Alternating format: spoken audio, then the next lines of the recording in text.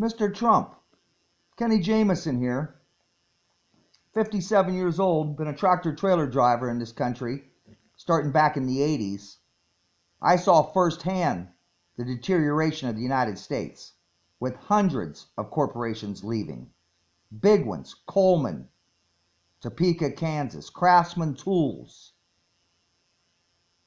a hundred of them. Every time I went out on a truck trip, that's what people would ask me when I saw them. When I got back to Ohio, they would ask me what factory I saw close this week. Fort Wayne Bus Company in Fort Wayne. Even though I was mostly going down interstates when I was going across country, sometimes I would stop at truck stops and look at their local newspaper to see what their news was for that city. Denver, Colorado, I would keep up on the news there. That was a host city for migrants. That always bothered me because it was a little bit of a dangerous town. See, illegals tend to migrate towards truck stops. They blend in because they seem like there's all travelers there, and they're just travelers. They camp in their pickup trucks in truck stop parking lots because it's private property. The police joust them there at the rest areas or any other place they go. Anyways, my main concern, and this is for your best interest, and you need to address it after you get the nomination, is your foreign investments. A lot of people are talking amongst themselves as this goes on, and we're doing a little analysis of you, and we really appreciate that you submitted your net worth evaluation to the government first, that 200 pages, because we all know the tax returns don't prove hardly anything. That's 1 year, and everybody wants to know your deductions. They want to learn from you. You probably didn't pay any taxes like Warren Buffett doesn't pay any. That wouldn't surprise us, and that wouldn't even really bother us because that's your $1 million tax attorneys. But to have foreign investments all over the world, we're wanting to do away with globalism. That's why those guys in the debate were harassing you about having ties made in China and your factories that you probably own in Mexico. And it sort of is a conflict in a lot of our minds because we're wanting to do away with globalism. Now, I know if you make ties in China or whatever else you make there, you would pay the 35% to bring them back in. You would pay the full corporate tax because there was no deduction making the product, and that would be a fair way of doing it. The next dilemma is that even at that 35%, China's still not paying unemployment insurance or workers' comp insurance or the various other liability insurances that is mandated that businesses carry in this country. So the playing field's still not level. It's basically impossible to level the playing field between the United States and communist China. We're feeding the beast. They would like their structure of government worldwide also. They believe in dictatorship. Well, it's sort of elections, right? They changed leaders. The way we were taught back in the 70s what communism was and dictatorship doesn't really hold true. We thought everybody in Russia made the same wage. That's the way I was taught. That was dictatorship, communism. Everybody makes the same hourly wage, but you could spend your money if you wanted to buy apples and they wanted to buy oranges. You were still free to do that.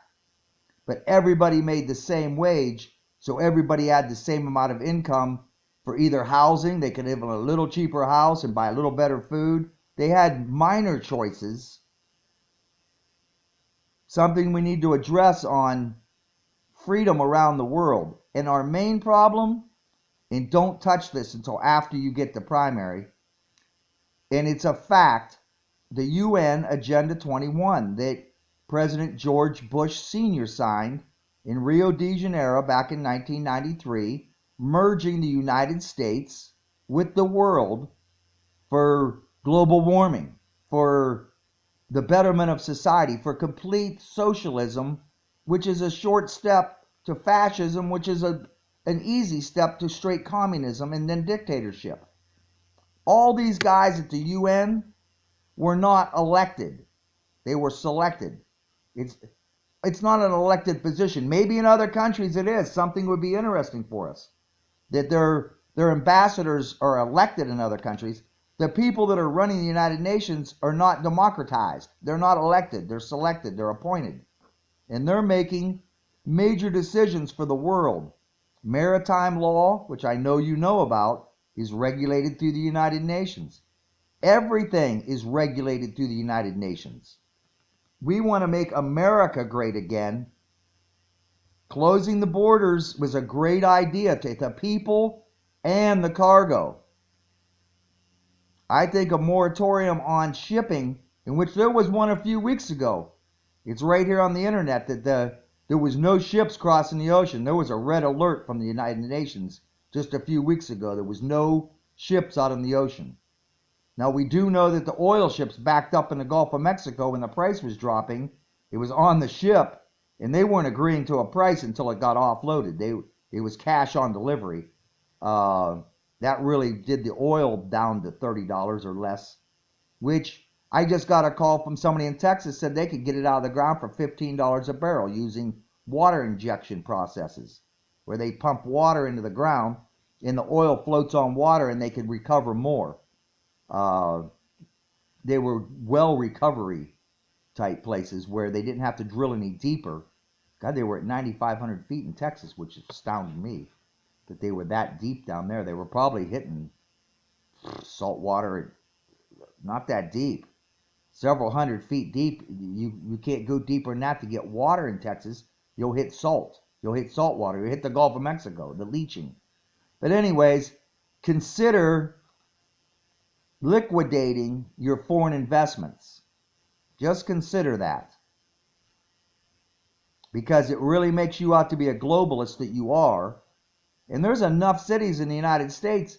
You need to get out of the business, start some manufacturing plants. Tell your son to start manufacturing steel. Let's see Trump the typhoon in the steel industry. We need steel in America. Plastic is the new way, but you can't build a bridge out of plastic. Lumber, that's a problem out in the Northwest. The spotted owl, the government is seizing large sections of land. Obama did it last week in California. Millions of acres. He made it a monument. That was BS. We all know that Hillary put our national federal land up for collateral on the world market. And we don't know that the United States is paying its bills. We're sort of in a battle with China over the South Sea. We need to draw back halfway across the ocean. I know we got allies over there that need our support, and we have bases, not in the Philippines anymore, 10,000 in Japan, 30 or 40,000 in Korea, and we need to get them supplies and keep the shipping lanes open. Until they actually stop our ships from taking supplies to our military bases, we don't have a problem. We do not want military ships in our Gulf of Mexico to keep the Panama Canal open. If China and Russia gets an attitude, we're going to lose this battle. They fill up the Gulf of Mexico with their warships, their aircraft carriers, and they fly near us. We got the Bay of Pigs over again, dude. Think about it. So back off the China Sea. They're not stopping shipping lanes over there. So what? They put an airstrip out in the middle of the ocean. I'm happy for them.